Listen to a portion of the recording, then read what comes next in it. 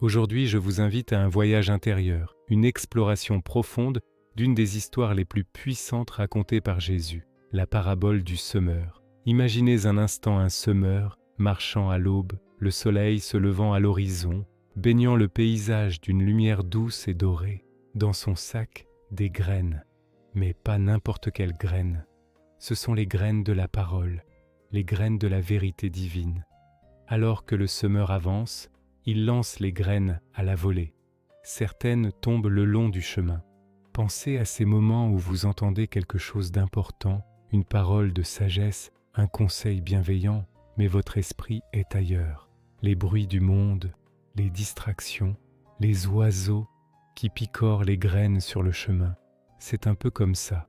La parole est entendue, mais elle ne pénètre pas. Elle reste en surface, rapidement balayée par le passage incessant de nos pensées quotidiennes. On l'entend, mais on ne la comprend pas vraiment. L'ennemi, comme le décrit la parabole, vient et arrache ce qui a été semé. Ce n'est pas par méchanceté de notre part, mais simplement par manque d'attention, par manque d'un espace intérieur préparé pour accueillir cette semence précieuse.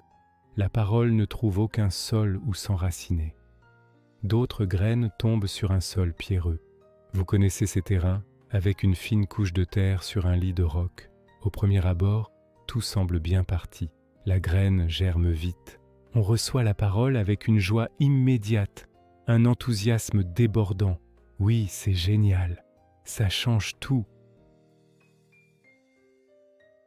On est touché, ému, on se sent inspiré et prêt à tout changer.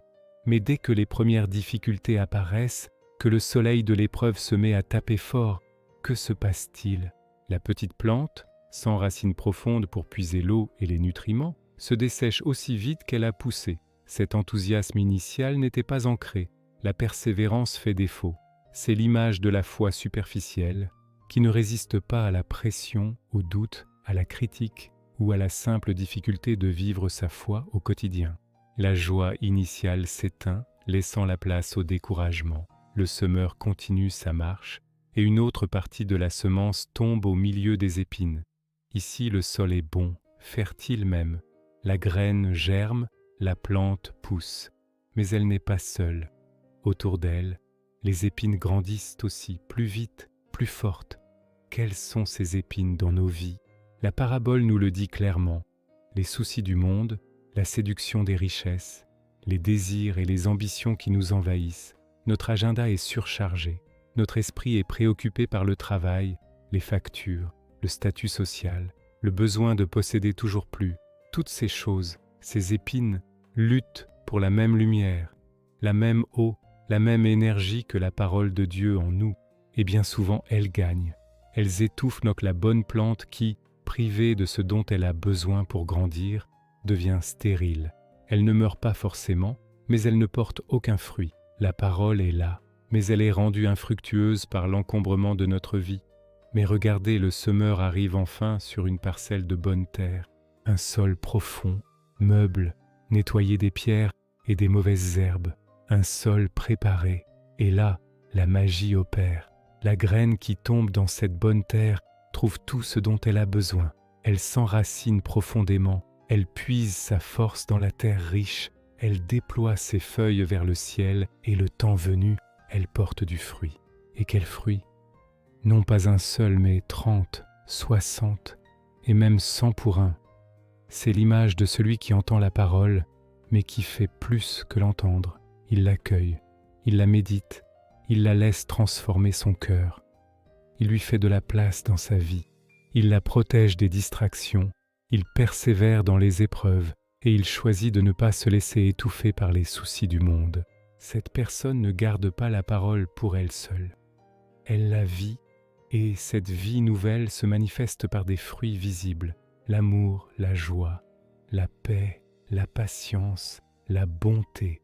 Sa vie devient un témoignage vivant de la puissance de la graine qui a été semée. Alors, la question que cette parabole nous pose aujourd'hui est simple et directe. Quel genre de terre suis-je?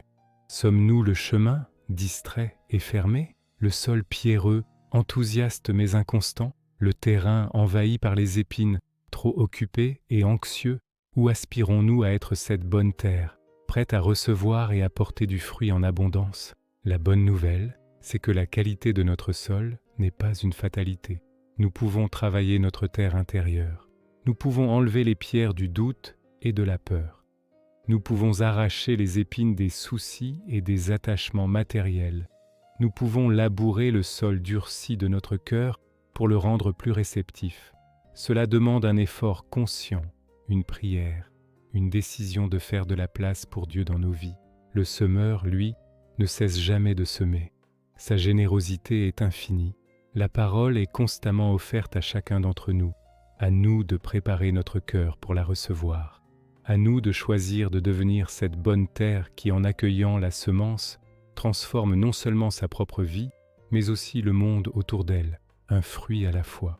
Prenez un instant aujourd'hui pour réfléchir à l'état de votre jardin intérieur. Quelle est la prochaine pierre à enlever? Quelle est l'épine à arracher? Le semeur est là, sa main est pleine de graines. Le potentiel d'une récolte extraordinaire est en nous. Merci de m'avoir écouté. Si cette réflexion vous a touché, n'hésitez pas à la partager et à vous abonner pour continuer ce cheminement ensemble. Prenez soin de vous